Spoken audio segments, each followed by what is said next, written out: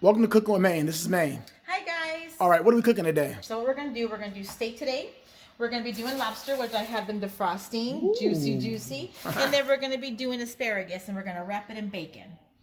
All right, guys. So I'm gonna show you how to prep the asparagus. When you get it, you want to cut the bottom just a little bit because it's been sitting in the water at the produce.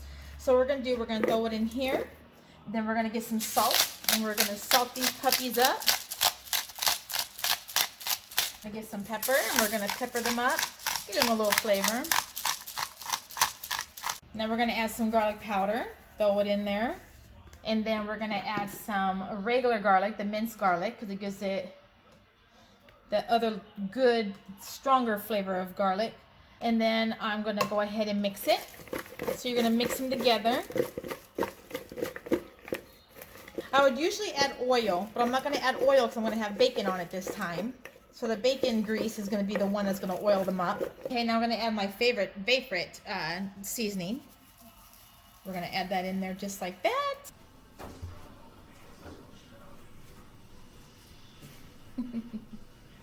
Okay, so then what I'm going to do, I'm going to get about three asparagus at a time, because it's just what I like.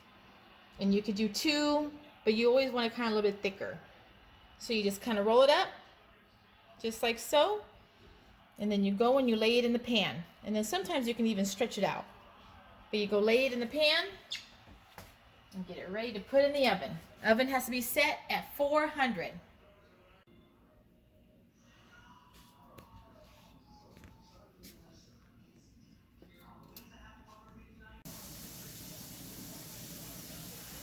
So I'm going to get the steak prepared.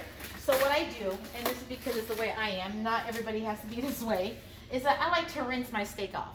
And the reason why I do that is because the blood that it sits in, I always rinse it out. And then what you do after you rinse it out, then you get a paper towel and then you pat it, and you pat it dry. All right, so now the steak is rinsed, we're gonna go ahead and we're gonna pat it out. Make sure you get both sides.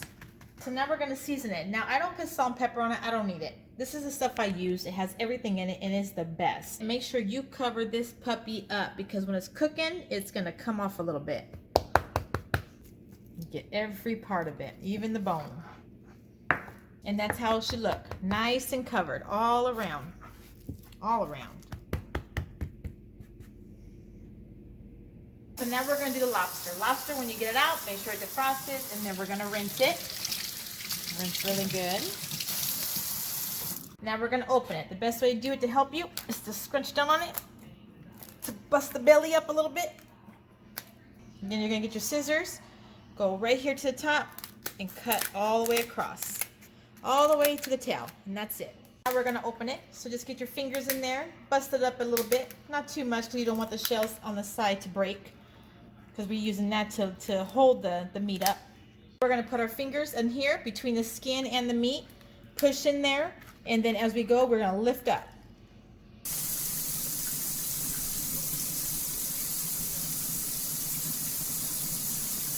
Close it together, lay the meat right on top. Sometimes you gotta break the shell a little bit. There we go. And then lay the meat on top. And then what we're gonna do, we're gonna rinse it because it has all the little shells on there, little shell shavings. Rinse it off a little bit, get all those off. Okay.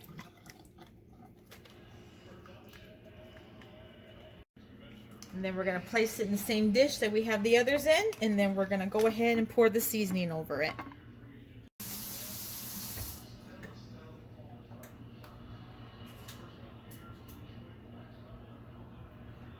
And then as I'm prepping the sauce, I like to put the salt and pepper on there just so it can get that taste on there, Okay, so for about 3 to 4 lobsters, we need about a 1/4 cup of butter. So that's 1, 2, 3, 4 tablespoons. Cut right there in the middle. Then we're going to put in the microwave for about 15-20 seconds.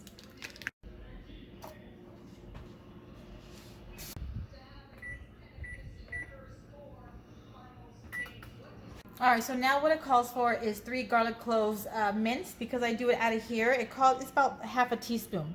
Each clove is about 1/2 teaspoon when you take it out of here. My herbs, I have minced thyme, I have rosemary and parsley, and they all call for about 1 teaspoon. So just, dig in there and dig about 1 teaspoon out. Could be a little bit over, it's okay. A little teaspoon of that. We're going to do a little teaspoon of the rosemary. And then we're gonna do a teaspoon of parsley. Throw that sucker in there. Then another seasoning is paprika, about a half a teaspoon. Go ahead and fill that up, throw that sucker in there. Salt and pepper. And we're gonna throw that right in there.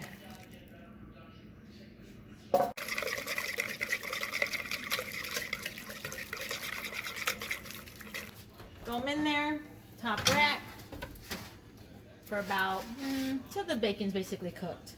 Then we're gonna spread it on evenly. As much as evenly as we can.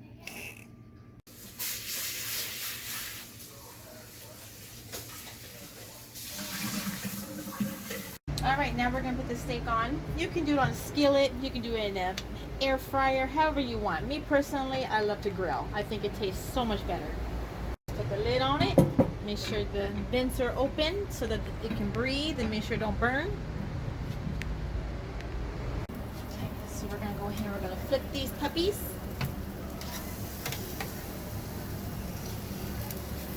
And then sometimes after you flip them, you do want to season them again, but they look pretty good, so we really don't have to.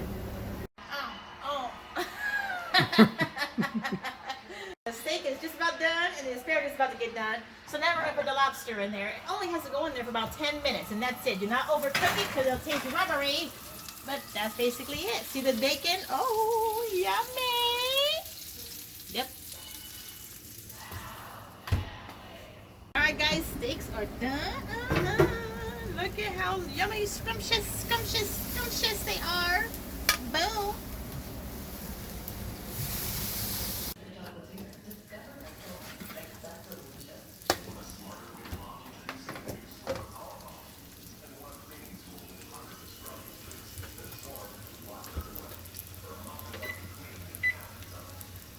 The lobster is nice and it is done.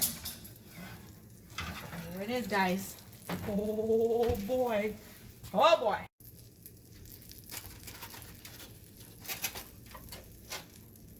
Now it's time for the steaks. After they cook, you want them to sit for about, 10 minutes to settle. So we have one big old juicy. 2.